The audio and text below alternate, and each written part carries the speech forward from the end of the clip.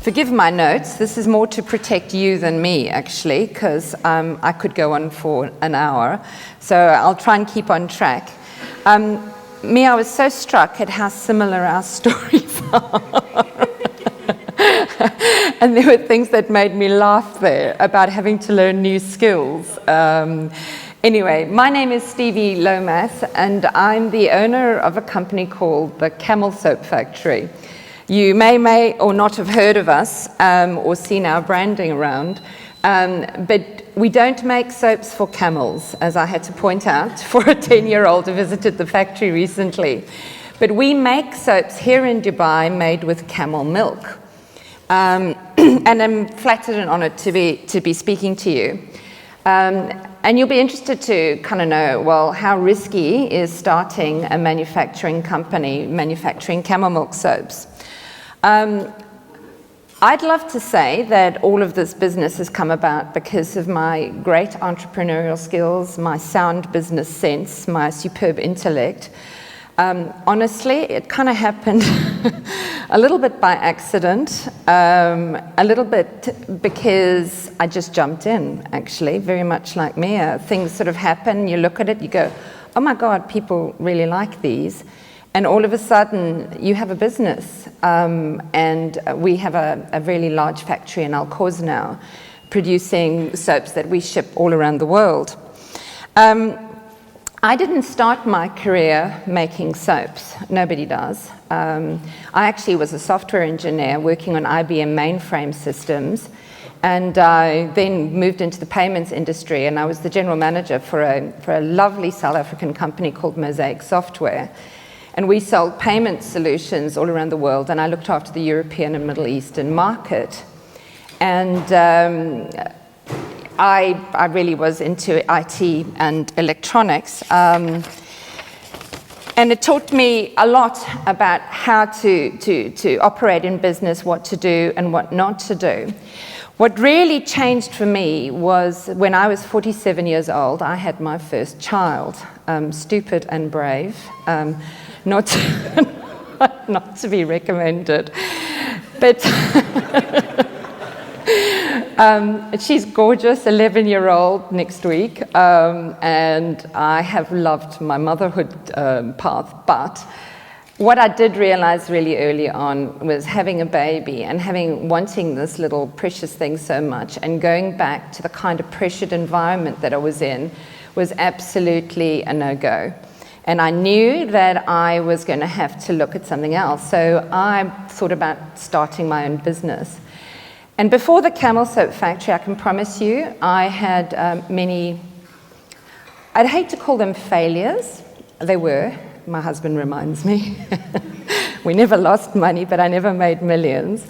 I ran 2 fabulous art exhibitions here in Dubai, met some really lovely artists, curated.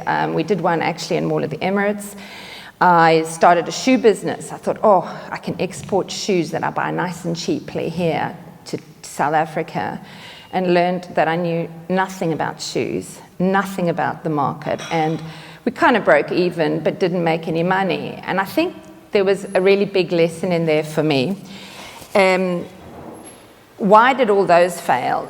None of them really capitalized on my strengths. I just kind of saw an opportunity and went, oh, let me try this.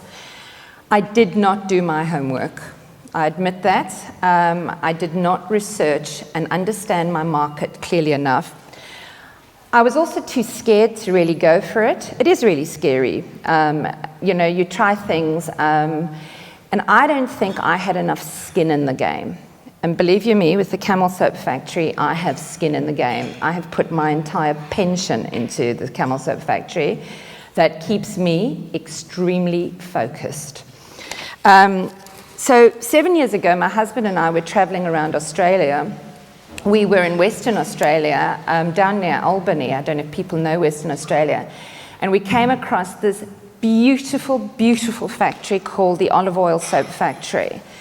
And honestly, I walked in, and my husband and I just looked at it, and I said, oh my God, Dubai needs something like this. It was really beautiful, and they had this lovely manufacturing space that you could look at people manufacturing. through the glass. You could walk into a shop, buy local product, locally made product. They had these gorgeous soaps that were made from olive oil. And I decided then and there I was going to try and do the same for Dubai. How naive was I? Anyway, I came back with my big dream.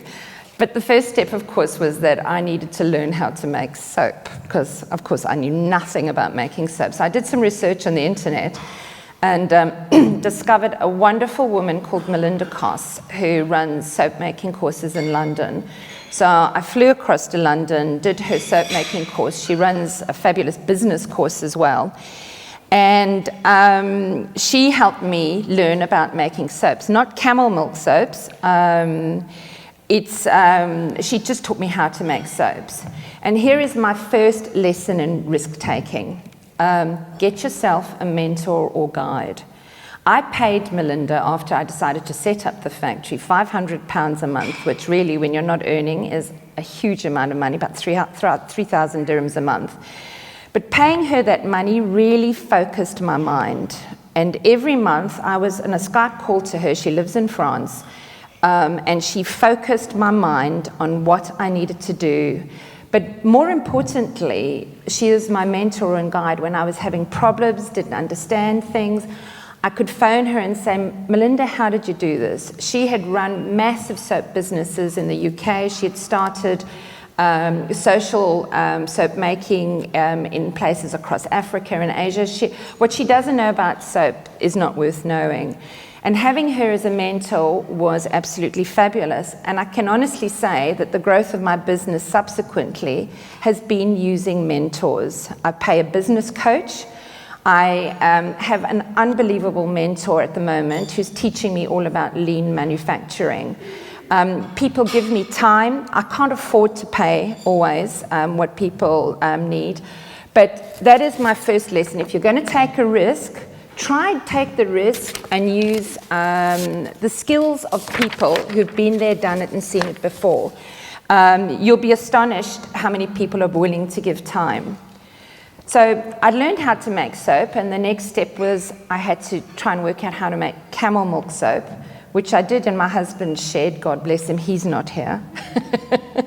He's been long suffering. And I found our sort of recipe, which is our signature recipe, for a soap that is wrapped and looks like this. Now, this is a long story as to how these came about.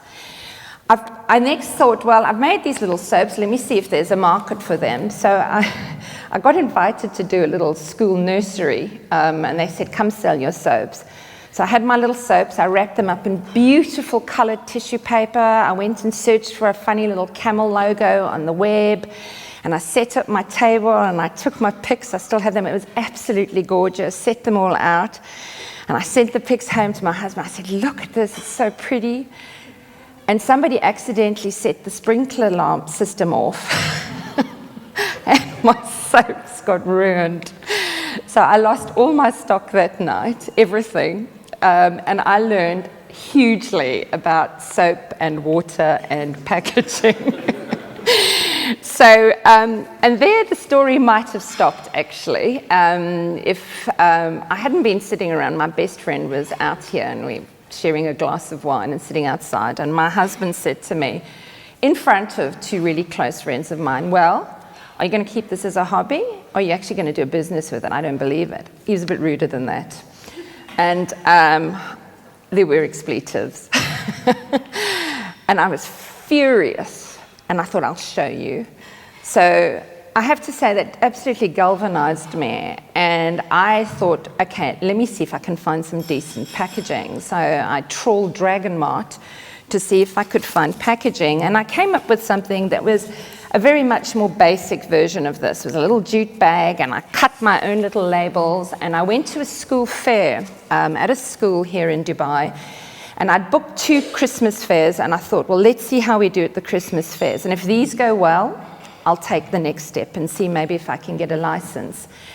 And I sold out completely at the first Christmas fair. And I had to cancel the next one. And I was so I was so thrilled. I mean, gosh, we made like 1,600 dirhams, which now makes me laugh. But I was so excited that people wanted to buy these beautiful soaps. So I decided, actually, time to get a license. Now, if any of you, have any of you ever tried to get a business license here in Dubai for manufacturing? Yes. It's tough. And every single time I turned around, somebody would say to me, Stevie, you can't do this. It won't work. Nobody's going to let you do this. What I wanted to do was get a license that would allow me to continue manufacturing at home, keeping it small, absolutely right, because I knew I couldn't go into premises, but I knew if I could raise enough money selling them, we would get by. And I met this amazing woman at a networking event. I love networking events. All the lovely people that have got my business going, I have met at networking events. I met her. She was a Saudi woman, actually, who worked for a local company here. And she said, sure, we can do this. She was lovely.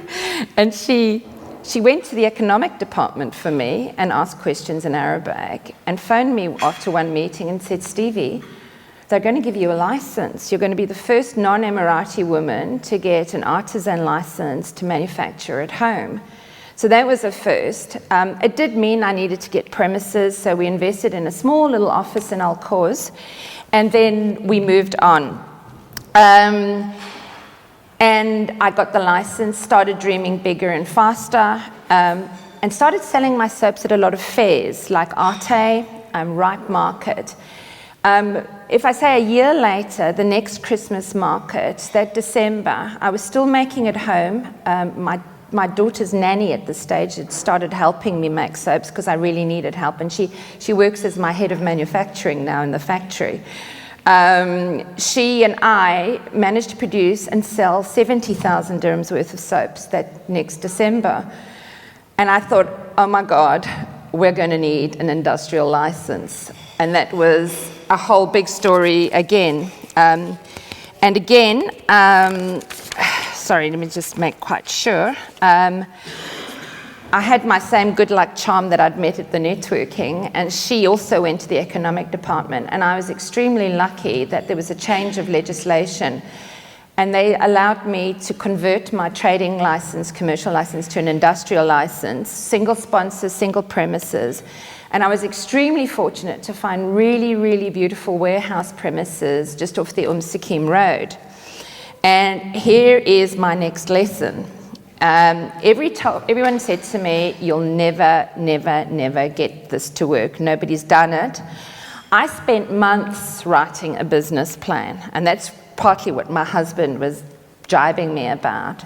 And then I happened by chance to read a book, and I'll give you the name. It's called Jump, and it's by a guy called Ian Sanders and David Slowly. And it's all about forgetting your business plan and just going for it. So I shut my eyes and I jumped, literally. I wrote the business plan after I got the business the warehousing. And it's been about the best thing we ever did. I said, I don't think it's been easy. There's been a lot of obstacles on the way. I think my inability to take the answer no has probably helped. You do need to be extremely thick-skinned. It's taken me 2 years to get an industrial license from the Ministry of Economy. We got it last week. And that's just simply going and asking, and my gosh, how nice people are when they realize that actually what you're doing is really good for everything. There's been risk at pretty much every stage of the process. Where are we now? We're 10 people producing, we can produce up to 30,000 a month. We sell between sort of 10 and 25 depending on export orders. I'm terrified of the payroll. I'm terrified of all the families that depend on me now. But I do know that we have a very sort of solid case. What would I do differently? I've got 2 more minutes, is that all right? Yep. Firstly, I'd make sure I understood how water and electricity got delivered to warehouses in Al Quoz. That was a major...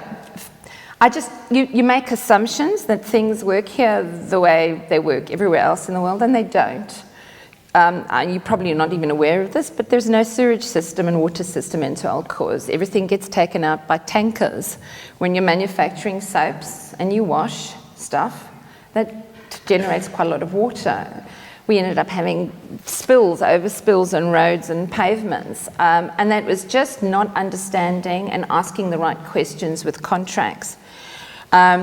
I think one of the mistakes I made is I didn't question people enough. People came to me and said, I'll do your website. And I had disasters. Just not asking enough questions about people's skills and what they could really do for me.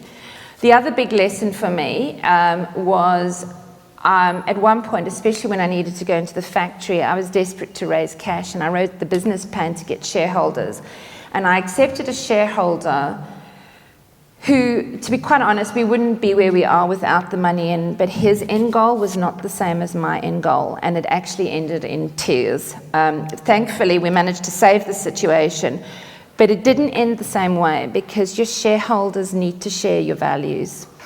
And the other lesson I would learn is to fire people faster. When you're small, you really can't afford to have dead wood, and I've carried people longer than perhaps I should have done. What did I do right? Well, I'm not a soap maker. I know how to make soap. I'm a great soap maker, but I don't understand manufacturing. But I've learned from people who do, and it's a fascinating, fascinating world. I'm really getting into lean manufacturing now, and trying to get us to become the first handmade factory that really does lean, and it's fascinating. I also really understand my business, and I don't outsource things that aren't critical. That are critical. I know my cash flow, I know how much money's in the bank, and I know how many people I've got to pay. My staff are my family. The factory doesn't exist without them, and if you're going to take risk and you're going to take people with you, treat the people you're taking with really well, because they ultimately are your business. And the most important thing for me is that I'm very true to what I believe in. And how I treat people, how I treat suppliers. I pay people on time. I really treasure being paid on time. Small businesses, cash and you shaking your head, I know it's a nightmare. So I treat people the way I want to do. And it was when I was writing a document for the municipality that I actually kind of realized what really our true purpose was. I'd been terrified having to write this. I thought I might need to get a technical consultant to do it. I couldn't afford to do it. And in the end, I wrote this technical document myself. And while I was writing it, there were questions on effluent and chemical waste and waste in the environment. And I realized, oh my goodness, we're really great. And I hit upon our sustainable purpose. And that is, and I'll read it to you, which is to manufacture product locally, using as many ingredients as possible that are locally sourced, using manufacturing methods that have little environmental impact and generate no waste, creating a product that is both natural and great to use without killing our planet. And that all happened kind of by accident. So, sorry, I've probably overrun slightly, James. This is why I needed this. Thank you very much. I hope you enjoyed that. Awesome.